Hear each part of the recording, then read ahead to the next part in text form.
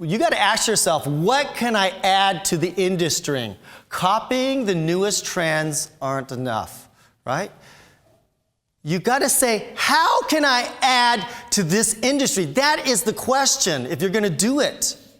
If you're going to get into this game, it's going to say, what can I add? Not just copy. I mean, it's great that you go ahead and copy all my posing moves and all my posing and all my lighting. Fine, but guess what? That is a starting point for you. That is not the end. Because why? You're going to be coming up here one day and you're going to build on top of that and you're going to invent and innovate on top of what I just told you. Let's say you wanted to come and speak here. You got to add something more than I just gave, or else why would they ask you here? It's already been done. Just go back to Scott Robert, 10K wedding. You must come into this industry and say, I'm going to give something to it. I'm going to understand this so well that I can give back to it. Okay, here's your game plan for Rave.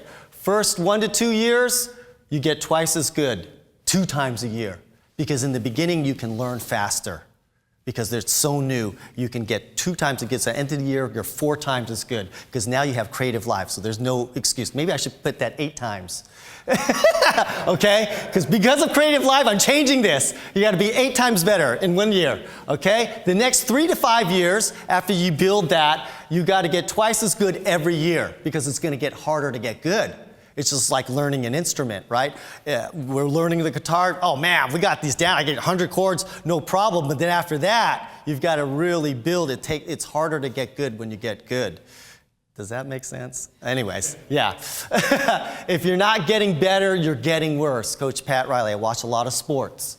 Okay, I love sports because it's a lot about success patterns, and I love it, and I'm intrigued by it. Okay, so if you're not getting better, you're getting worse. You got to keep adding something to your game every single year, no matter what. Once you start when the artistic industry, once you feel like, oh, I'm at the top, I've made it, then guess what? Your business is going to drop. Okay, so over-deliver and create rave. Your photography is twice as good as your competition at that price point. That's where you need to be. You need to be twice as good at that price point. It's not that I think my work deserves $2,000. How I thought of it is, in order to get $2,000, I need to produce $4,000 work. So when I was at $5,000, I go, I need to produce $10,000 work. So when I go to $10,000, I think I could produce $20,000 work. So that's your mentality. You have to over-deliver, and that's how you got the rave. So this is it. Your client hires you usually what? Maybe even a year in advance? Is that possible? Okay? So they hire you on that quality that you are. You go to your wedding. You are twice as good. You deliver the product. Oh my gosh! You were good when I hired you, but look at this. Then what do? They tell all their friends what a fantastic photographer you are. Zero marketing. Okay, big picture. Develop your portfolio, network your little hiney off, set a goal of 12 weddings. Frequency matters. Your business can't start until this happens. You must create rave. You set a goal at 24 weddings per year, whatever you got to do to get at that price. Because you got to be 24 now. Even if it's 24 at $1,000 or whatever, you just get 24. Because really, 24 for a single man operation, that's about all you can really do, or else you'll go insane. You can maybe do 30 or 40 in a few years if you're doing full service, but you're going to burn out after a while. So to me, a sustainable level is about 20 to 24 weddings, and that's your max.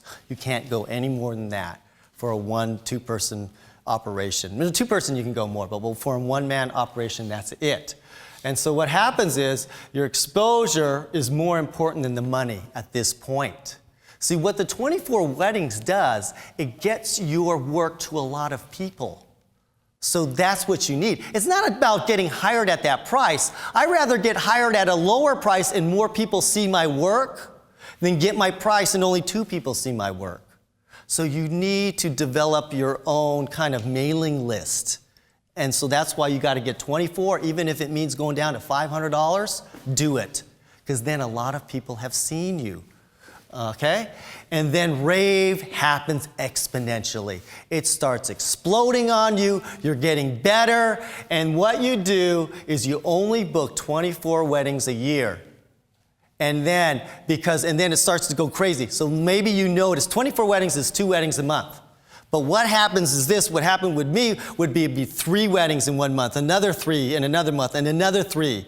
I go, oh my gosh, I'm going at the rate of 36 weddings. If I continue at that pace, I raise my rates until it goes down to 2 a month. And then you get better and better, and then it starts to build up again and go, man, it's going 3, 3, 3 again. I gotta raise my rates. And you keep raising your rates at that point. Raise rates only with demand. That is the one key. You can't raise your rates without demand.